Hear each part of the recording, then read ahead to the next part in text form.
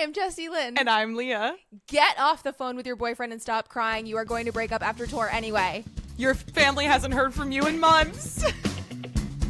It is a curb sit. And you're invited.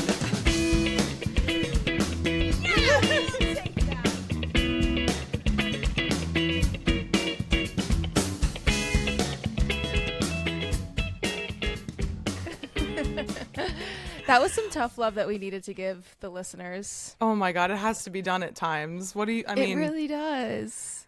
And that's not even a joke, that people would either be hearing from you too much on tour or people were not hearing from you nearly enough on tour. There was no in between in terms of keeping up with the outside world. No, poor Ryan. I was the one crying on the curb, just so you guys know. I was the one fighting. That's tough. That is tough. Yeah. And I was a person who typically calls her mother 1 to 2 times a day. Never speaking to my family on tour. Yeah. Never. So not hard. catching It's up. such a different universe. Oh my God. Yeah. Well, if you're watching this, you might notice something, and it's called Mrs. Lee and I are sitting next to our respective globes. It's just one of the many things that we have in common. Yep. And if you're just listening, then I'll let you know right now we're sitting next to our globes. That's it. We set up the shot specifically so that you could see both of our globes. Yep. So if you've never watched us on YouTube, this is a perfect time to start. Yeah. Head on over there. Give it a watch. See how these globes are looking.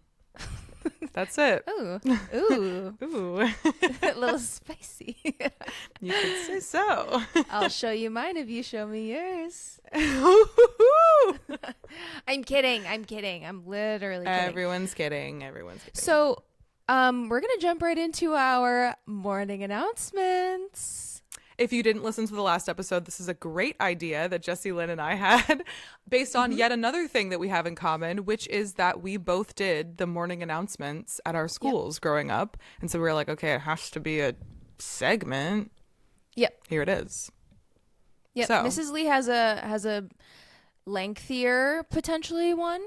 So would you like to go first or me? I just have a rec. I'll start with, Okay, because we did promise it. We promised it to the listeners last week. So, and they're asking, they're begging, and I'm going to deliver.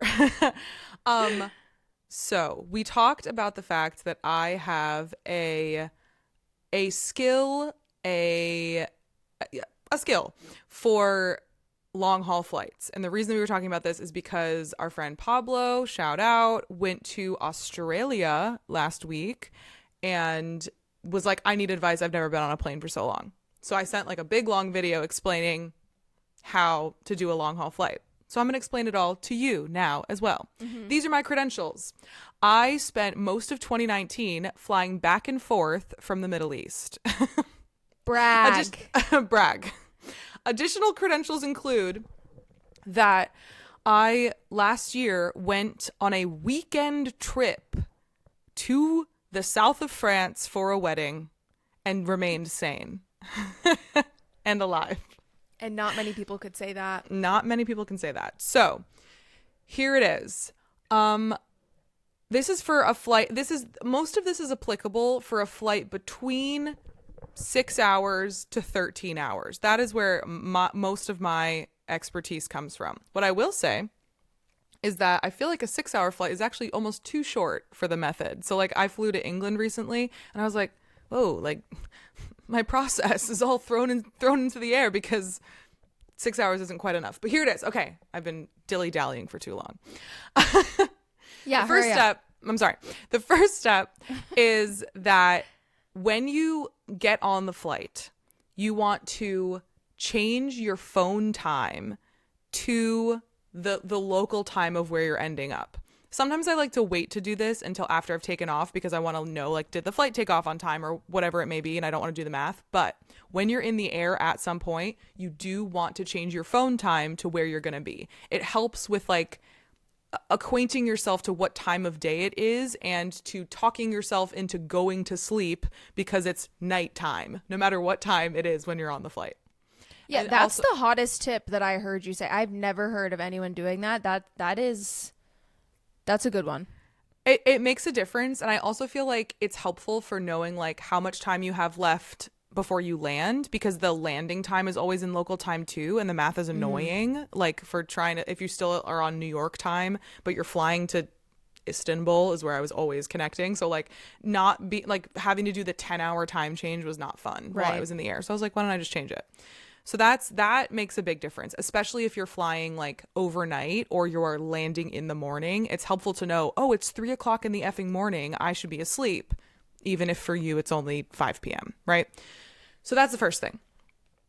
Another thing that is important and that you can do sometimes beforehand is looking up when the meals are going to be served on the flight. Sometimes they like publish like a cute little itinerary of like, oh, when you get on, you'll have and this is not just, this is even economy class, it'll tell you. Like, it's not like it's like the fancy stuff that happens, like your champagne or what. Listen, I don't pay for those flights, so I don't know what that's about.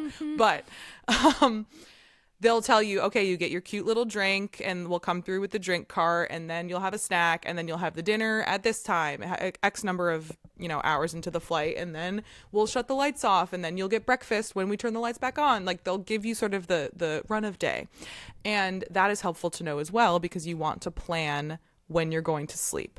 And my advice to you is, if you can make it for like what would be the nighttime in the place that you're going, that makes the most sense. So typically it's like you do a night flight at like between 8 and 11 p.m. out of New York, off the East Coast. This is, again, my experience flying from the East Coast. I know it's completely different if you're flying from the West Coast. I don't understand how you people do that. We can talk about that another time. So if you're taking off between 8 and 11 p.m., your meal is going to happen like your time, probably like midnight or 1 o'clock. But then you want to sleep because you're probably landing local time at like, I don't know, between 8 and 10 p.m. depending. A.M. Wow, I'm doing a great job. Okay. So many numbers for me to absorb, which is really hard. And I know we talk about this all the time, the way that numbers are not your strength, and I bring too many of them into a conversation. Okay. Basically, the important thing is this. When they serve you the main meal, the dinner, you want to have your cute little sleep aid at the ready, whether that is something prescribed or something like more over the counter. My personal pill of choice is ZQuil. I think that works the best. Mine is Xanax, also works. I support it. I celebrate it. Whatever works for you. So you take your pill of choice before you eat.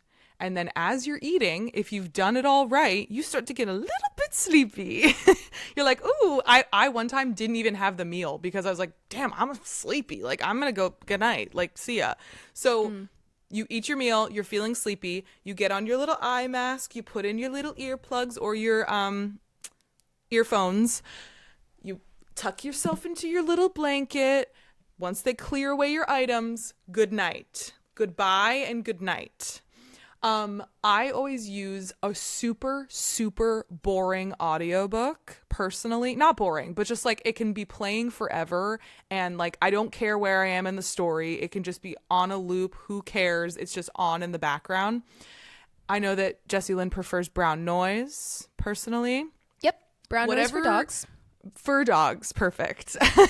Whatever needs to be in your ears to keep you lulled into a sense of sleep, even if you sort of wake up in the middle of it. Because this is an important thing. I don't know about other people, but even when I'm sleeping on a long haul flight, I am not sleeping soundly for 8 hours. I will probably wake up. I'll probably go to the bathroom, whatever. But you just want to like stay in the mode of sleep, even if you do have to get up, even if you do wake up. I try not to look at my phone if I wake up. Who cares what time it is? Like, But this is also the reason to have your phone set to the time of where you're landing, because if you do look at your phone, it's like, oh my God, go the F to sleep again. It's 4 a.m. So then they always turn the lights on the plane, like when you need to be awake, no matter what. So you're probably not going to sleep through that. Like, it is what it is. Wake up when the lights are on, have your little breakfast meal. If it's a really long flight, you might have like part of your day after you sleep, but that's fine because now you're on local time, right? Like it's 8 a.m. Then you just like, now you're up. It's the morning, right? Do a little thing on your phone, bring a coloring book, play on the Nintendo Switch, whatever it is you do to kill time and have fun. That is what you want to do before you land, because now it's the daytime. And if you want to beat the jet lag, you do not want to sleep until it is the nighttime again.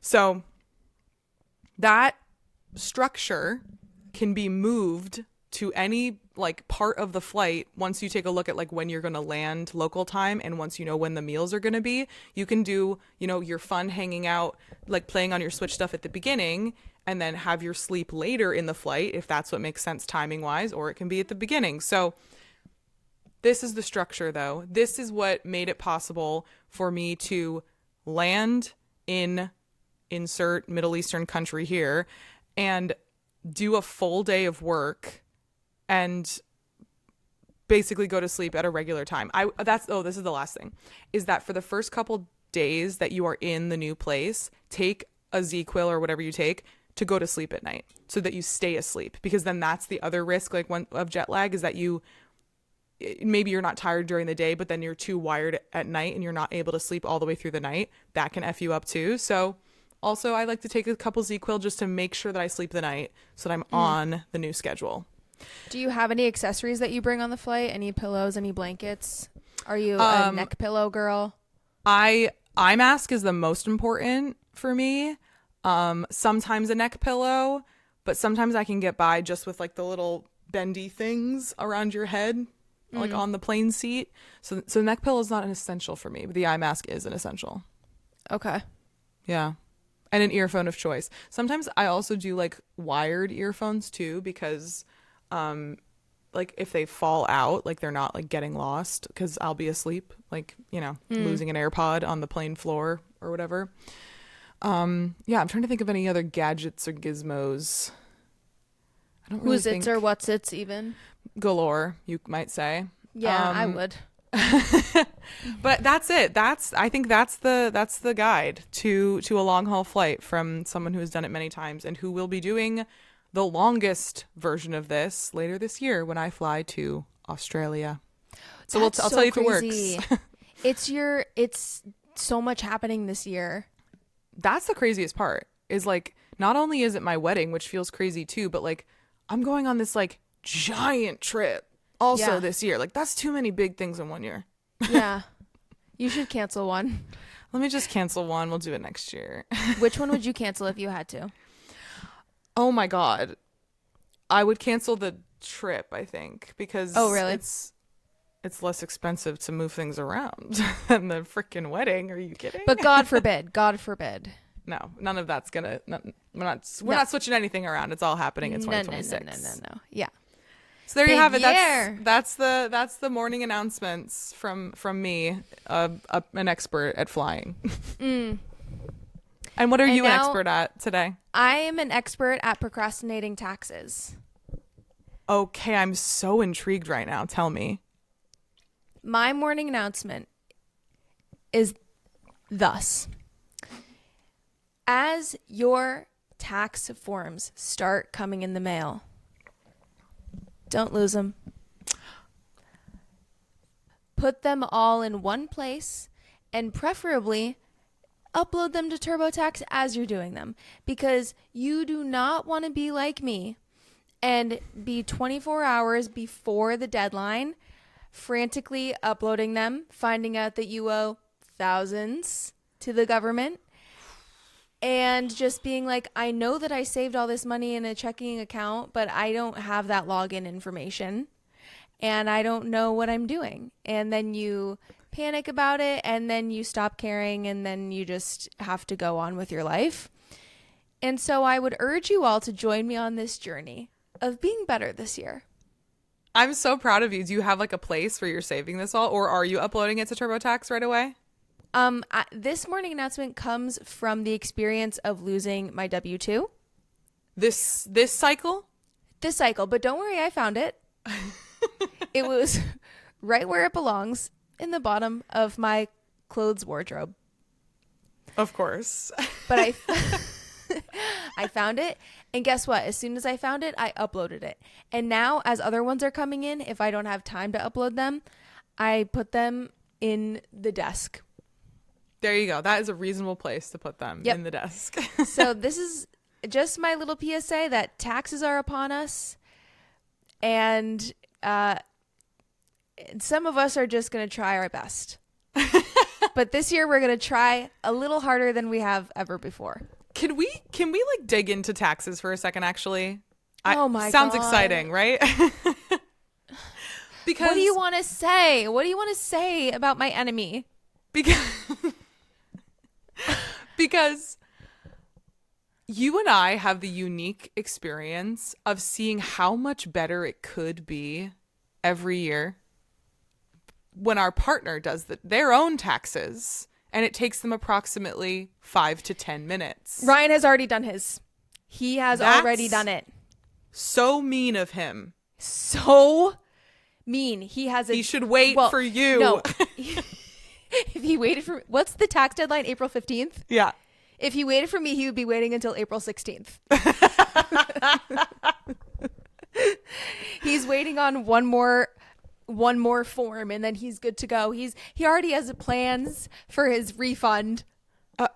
What is that? Because I've never had one. I've never met her. I've never met one in my life. Never. So no. Oh my God. No, that's the craziest part is, wait, I'm so glad you said that, because Peter also, he'll be like, oh yeah, and whatever I get from my refund. I'm like, no, I have to save money on top of what I'm already saving for taxes, and just expect that is all going to be drained at one time. Mm-hmm. Depressing. And then I have so many 1099s, but then I also have W-2s, and the W-2s are the ones that take tax money. Yes. And so basically at this point, I'm just almost evening out, except I owe more because the W-2s are giving me refunds on that tax money, but then also all the 1099s are taking all that money. And so it's really just a back and forth of suffering. It's really just, and you know what? I'm not really interested in taxes if they're just going to what they're currently going to, which is billionaires and bad people. And so I don't really want to give my money on that. I'm co-signing that. Please, God. I don't think they deserve my money. Not right now. I posted this TikTok. Yeah, I'm going to complain about someone. I posted this TikTok about how I want to buy a house in New Hampshire, but I have an apartment in New York, and how I'm always going to have this. And I just want like a 2-bedroom house with 1 bathroom. And someone was like, yeah, maybe the problem is that all these people that can afford to buy a house are holding on to a rent stabilized apartment. And it's like, first of all, I get it. Second of all, I'm not the problem. I am classified poverty. I am a lower middle class girl with a dream. I'm so sorry. TurboTax has told me that I make so little money at my career that it's now classified as a hobby. I am not the problem. Go after Jeff Bezos. Please. We're on the same team. That's crazy work. Knowing what you pay for that apartment as your friend, you are so deeply not the problem. Like you are not moving the needle. You are not moving the needle by hanging on to this apartment. I'm not a landlord that owns buildings and also has a rent stabilized apartment that's empty. I live here. You're using the resource. I live here. That I didn't even respond. I'm like, I can't, because I do get that as a sentiment, and I think that the rental situation in New York can be pretty fucked, and I get that, and yes. I have feelings about having rent controlled and rent stabilized apartments that whatever. I get it, yes, and I'm here for it. I just want to reiterate, I'm not the enemy. No. What about me saying I want to get a 2-bedroom house with 1 to 2 bathrooms? I'm debating a second bathroom.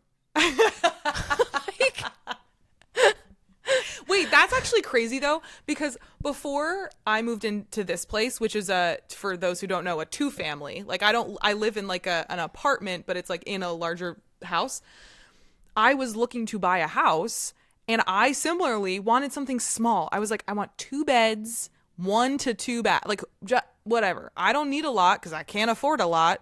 And I only need what I'll use, right? They don't exist. You can't get a 2-bedroom house that isn't a condo, that isn't something like this in a 2-family. Like, it's just like, why don't they make like little small houses for us? For a little. I don't. Maybe that's a New Jersey thing because they do where I'm looking.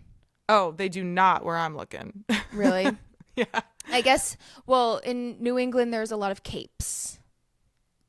Okay. So. And the only ones that are 2 beds is if there's a cape around. And I did look at a cape. It was like the one cape in like a 20-mile radius. Yeah. I mean, I really want a 3-bedroom. But even all the 3 bedrooms have 1 bathroom. So. Yeah.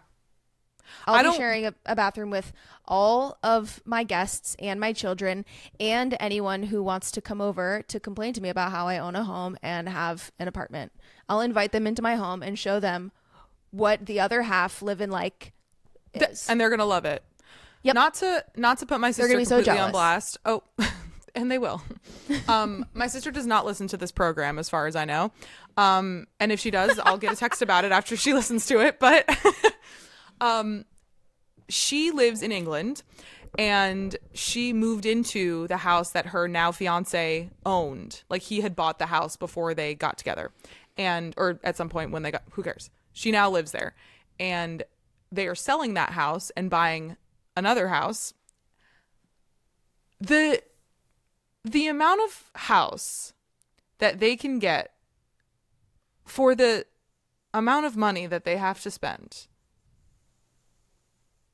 I have so many reasons that I don't want to live in this country anymore, but let me just add that to the list. It is so much easier to buy a house there and to get something that is actually worth your money. Like, they're increasing their number of bedrooms by a couple, and like they can afford to do that. Like there's no way that I could just jump from living in a 2-bed to wanting to get whoever knows like a 5-bed. Like those are in completely different like universes in the United States and especially in the area that we live. Like there's insane. No way. It's insane. There's no way. Well, let's all move to England. Let's all freaking move to England. It's something I've been thinking about for months, even years. I would support it. But you wouldn't support me moving to Australia, which you have No, said. I would not. That's really far and I'm not going to visit. And I'm not coming. No. Unfortunately, you'll never see me again. Every person that I talk to, and this is corroborated by all of our friends saying the same thing, that has gone to Australia and then stayed in Australia is loving it. Yeah, everyone is literally so happy and loving their lives. I don't care. I don't want you to go. I don't support your happiness if it includes Australia. If it's in Australia. If your happiness is there, then I wish you sadness. I deserve that. Oh my God. Here's the other thing is that I have absolutely zero power to make this happen. It is all on Peter. Like to make any of this happen. I mean, maybe I could move to London and start, trying to be on the West End, but like how? I'd have to get a job before my visa runs out. Like that's a lot of work and scary. Same with Australia. Like you can't just you can only be there for so long without having a work visa. Who knows? Before they tell you can't be here to do nothing. Yeah. And whereas Peter, he can apply to a job in any city. And get it. And get it. And then they will give him a visa. Yeah. And then I will be married to him. And then I get to come too. Aren't you? You said last time that you're technically married, right? Well, IRS married. I don't think that would count for for anything other than the IRS taking both our money. Poor Peter's going to have to... Oh, sorry. One last thing on taxes. Tell us, Peter, now, because we are filing jointly this year, he no longer gets to have an easy time of doing his taxes. He has to suffer like me because he's marrying me. That's it. What is that? What do you mean? Does he... Because now... all to do our taxes together, we have to go through all of my 900 different 1099s. He doesn't get to just separately do his taxes with his one W-2. He's now married to a girl who gets 47 But I don't get that. Does he have to do that? I mean, I'm going to make him do it with me together. Well, then why couldn't you do that now? I don't know. I don't know. I'm asking logistically. I don't really understand how it works. Oh, filing jointly just means like it's like a different tax. Okay, I'm gonna say some stuff that I don't actually know. Welcome to every day that I'm alive. I'm All pretty sure I it just do means is say things I don't know anything about. I think it just means that we are not filing as a single person. We're filing as an entity. Mm. And so we have shared money. Mm. I need to stop talking before I say something so dumb. What were you going to say? You start, you go. I wanted to talk about something so unbelievably irrelevant and off topic and Please. a left turn. Okay. Please. Did you see Alex Hanold climb that building? Okay. I only have seen TikToks against my will of that person climbing that building. Same. But now I love the TikToks against my will. It's something that is so painful that I'm doing to myself because every single time I see a clip, my stomach drops. I feel like I'm going to shart and I start sweating profusely. Like last night, my hands were dripping sweat. I was wiping them on the blanket because I was in bed just spiking my cortisol watching videos of him stand on top of that little globe, speaking of. And wave and take a selfie, and the entire time my stomach is like I'm on a roller coaster. I don't like it. I don't because I remember because I think he was the same guy that climbed El Capitan. Like I just don't know why people have to do that. Okay, so this is the thing. Speaking of talking about things we don't actually know anything about, I'll dive right into the amygdala. My neuroscientist friend, Jessie Lynn. Let me dive right into neuroscience. Okay, go. Okay, so they did like a scan of his brain and showed him frightening images and stuff Oh my God. that normal people feel a response to, such as fear, and his brain didn't. And so they were like, yeah, your amygdala needs a lot more stimulation to feel that kind of fear. And because he was like, does that mean that my brain doesn't work? And they were like, no, it's working, it just doesn't Was this feel that. Like, did this happen before he started doing all of this like thrill seeker stuff, or is it like he was always no, like I think that? this was I don't know Or if like that after developed over time. Yeah. I don't know, but I was talking about it last night, like, because Ryan was like, oh, he needs to have some kids so that gene passes down more. And I'm like, I think that gene has actually probably been weeded out by, survival of the fittest. I think he's lucked out for a really long time not having that fear thing kick in. Like, I think a lot of people who are just out there free climbing are actually not making it. And so that gene does not continue. I don't know. I mean, so there's that. I think that kind of freaked me out that like there are people who just don't feel that thing of like when I'm watching those videos and my stomach drops, he's out there doing it and his stomach doesn't drop. But then in a separate interview, this is what got me, okay? He was saying that he thinks it's important to do things that produce real fear so that it like lowers your or heightens your threshold for other things. And he brings up the example of when you're at the airport and you see people freaking out and they're like, oh my God, we're going to be late. We're going to miss our flight. What do we do at security? Do I take our shoes off? Do we not? And he's like, you are in a very organized place of abundance. What is the worst that happens? You miss your flight and you get another one. I feel nothing. Like he does not feel stress around things like that because he knows what it's like to feel like actual life or death kind of fear. And I don't know how much you can take into account this kind of advice because his brain doesn't really feel the same fear that we do. But good question of did that develop over time of exposure therapy? Yeah. Or was he born that way? I don't know. But I think that the sentiment still stands. It just, I don't know how I feel about it, but it really did resonate with me that like you expose yourself to greater threats of fear to minimize the day-to-day stressors that don't like actually that sometimes feel like a lion is chasing you but aren't actually. It's actually you are late for a work call, or like, you know, you've lost your tax forms. It's not actually the end of the world.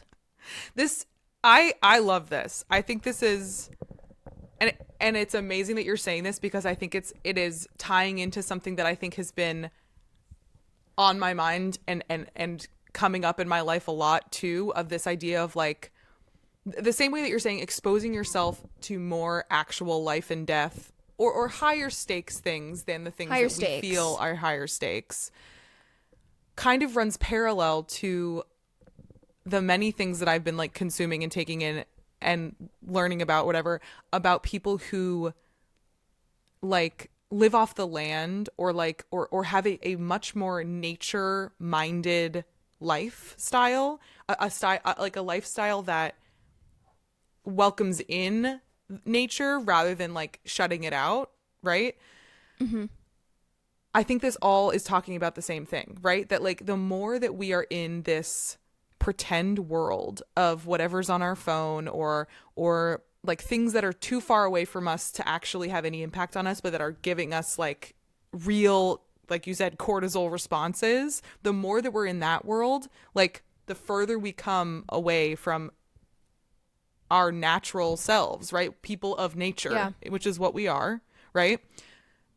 And so maybe getting closer to nature also gets you closer to actual life and death, higher stakes things that allow you to shift your perspective on things, right? To Yeah. see that the forgetting your tax forms or double booking yourself for jury duty or whatever is not life threatening. Yeah. Like, oh, I'm obsessed with this. I mean, actually, it's the saying, everyone makes a joke of it now. Like, unfortunately, my body does not know the difference between being chased by a bear and singing 16 bars in an audition room. It's like, I mean, it's silly, goofy, hee hee ha ha. But now I'm like, but shouldn't our brains know the difference? yeah. Maybe some of us need to get chased by a bear so we know the difference. Wait, I have an Personally, I experience don't wanna about get- this. Okay, I just want to set the record straight. I don't want anything to do with being chased by a bear. I don't really need to go on any life-threatening adventures. Journeys, yeah. I have no interest in actually putting my life in danger. I will not be free soloing a goddamn thing. But I don't know, maybe we have more life experiences, put ourselves out there a little bit more, and minimize the threat of daily life. Yes. I think that a perfect example of the ways that the way that these things can intersect is that I was on a hike in California with Peter's cousin. So he lives in that area, and he was like, let's go on a hike. We both wanted to see the redwoods. So we went on the hike in a redwoods forest, which was gorgeous and beautiful and like centering and wonderful for all of the reasons that whatever nature can do that. We were forest bathing. And all of a sudden, a pack of coyotes runs across the path. They run across where we're walking. They start running up around like all the hills, like in the little gully that we're like walking in. No. And I'm like, wait, what the fuck is going on? Like, I'm like, this is a wild animal. And No. his cousin is just like stops, watches them. He's like, they're probably just looking for, I don't remember what the hell he said. Something to the effect of like, oh yeah, they're fine. They're probably just, looking for whatever. As long as there's not one by itself, because that's how you know that they're like, there's like a sick one or whatever, or like a mangy, crazy one. As long as they're in a pack, they'll leave us alone. And then whatever, they scurry off into their, whatever it is. My heart is pounding out of my chest, and I'm like, I'm going to poop myself in this redwood forest right now. But then they just scurried away, and like it was fine again. But he was so chill about it because he's like, I've had this experience before. I know I am in tune with how this ecosystem behaves. Like, he was closer to the nature, and therefore the nature, like, he understood it and didn't need to be like afraid of it. Like, You're so into nature right now. I am. I feel like it's something's happening with me, and I fear it. I fear who I will become. I also fear it. For you? Peter wants to put a tent in our backyard this spring to do a night of practice camping. That's so cute. So that we can do real And camping. really interesting. I mean, that's what we used to do when we were kids. Like when I was in high school, we would have camping sleepovers and stuff at my I friends' love houses. that. That's It was cute. really fun. Yeah. We used to do that too, but our tent was inside. Oh, Me and my siblings would sleep in a Inside tent camping. inside. see, I never even liked pretend camping for sleepovers. Like, first of all, I don't do sleep. I hated sleepovers. I never liked sleepovers. I did them for the fear of being outcast, but they were not for me. And so the only thing worse than an inside sleepover was an outside sleepover. And camping, have you camped in your adult life? I don't know what you consider adult. The last time that I did like in a tent camping was like the summer before college. Oh, wow. And I mean, I did a lot of hiking when I studied abroad in Ireland against my will. I didn't really read the program before I went. So I arrived in Ireland and was like, hold on, I have to hike every weekend? And I had to buy hiking shoes. I did not come prepared. I didn't know what was going on. Was there sleeping outside with the hiking, or was it like you went back to civilization after the hike? We stayed in a lot of hostels. Wow. So we would drive like 7 hours to this remote place to see a burial ground, an ancient thing, and then we had this anthropologist that traveled with us, and we would see all these things. We went to the farthest island. You had to walk across the ocean because there was one time of day when the tide goes out. Oh my God, that's cool. Yeah, it was really cool. It was really cool. But I had one. I also didn't bring a raincoat. I got a rain jacket from Topshop in Ireland because I didn't bring anything for this. I did not prepare. So I had a bright yellow raincoat from Topshop that I did all of this hiking in, and purple hiking boots that I got in Ireland. Yeah. Nothing has ever been more classic ever. Put a photo on the Instagram of that, please, if you Oh would. my God, I will. I hundreds of me like this. Frozen. Oh hiking. my God. So yeah, no, I don't camp. That's fair. I've only camped once. So that's why Peter wants me to practice camp, because I don't think he thinks I can do it. Because he has camped in the Arctic, and he likes to brag about that. What do you mean? Where in the Arctic? Like in super, super, super North Finland.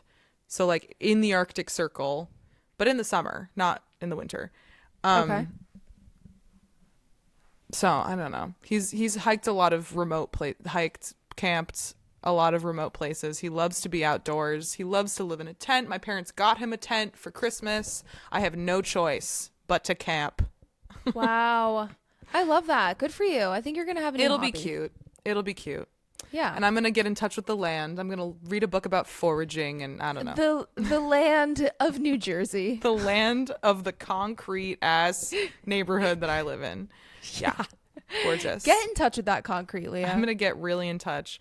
Shall we waffle our days away? Yes. Yeah. Would you like to start, or shall I? No, you. Speaking of the concrete neighborhood that I live in, it is now covered under feet of snow. That's what I have to report. Is that it snowed 29 inches where I live. And I have spent the last 2 days shoveling more snow than I can even put into words. You have to shovel? Mm-hmm. Is Peter busy? Oh, we're all shoveling. It's just so much effing snow that it's a 3-person job. Hours.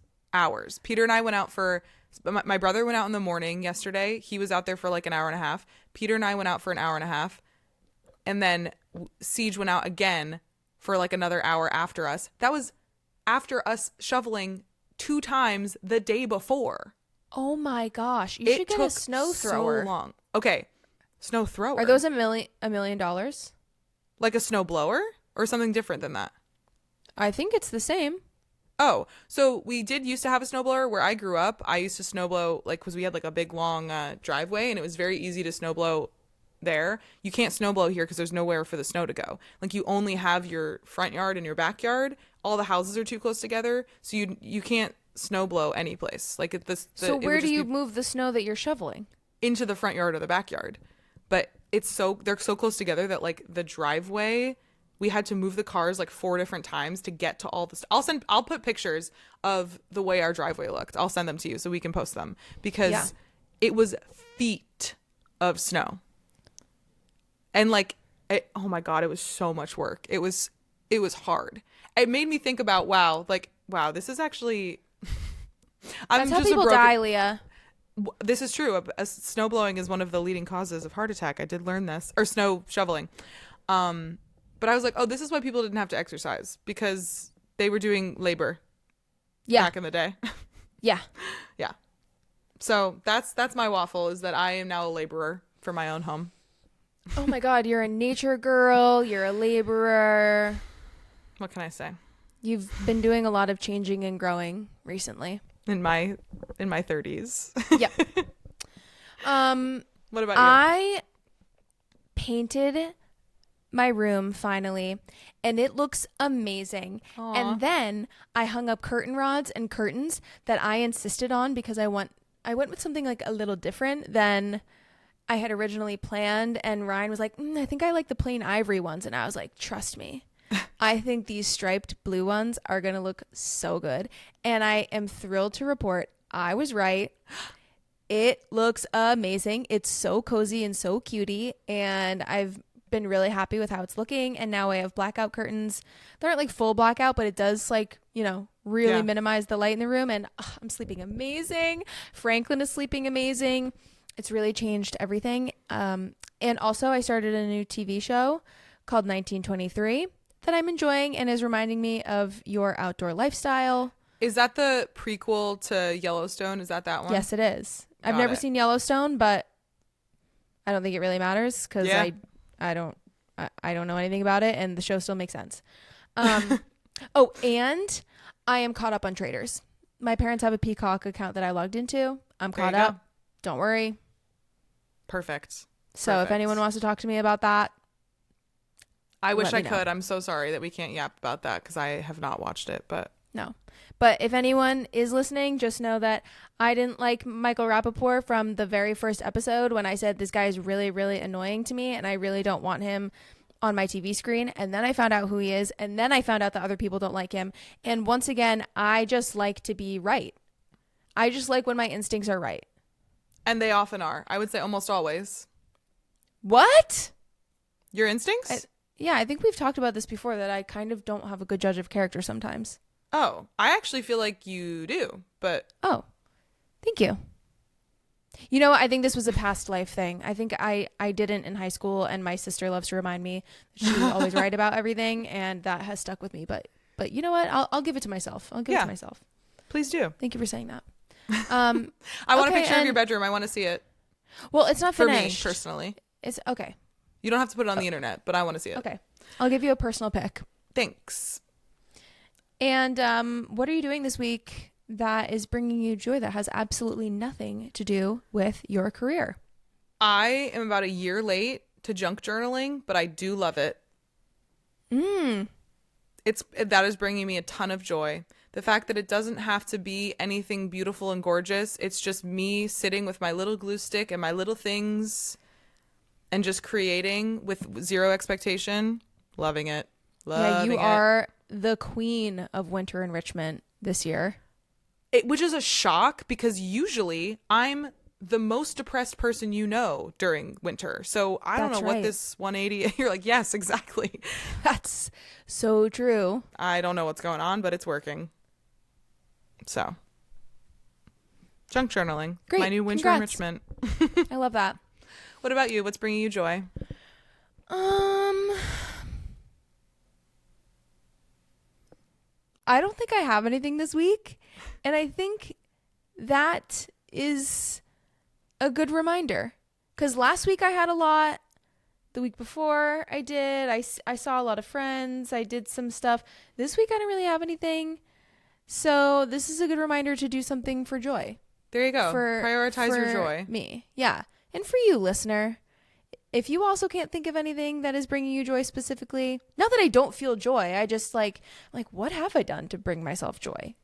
Nothing. Something intentional. Yeah. I have spent my days working and going to auditions. What the hell? And then coming home and watching TV, which is fine. But yeah, I'm going to do something really intentional and then I'll keep you posted. Don't worry. Perfect. I can't wait to hear. Until then, we'll see you on the curb. bye. Bye.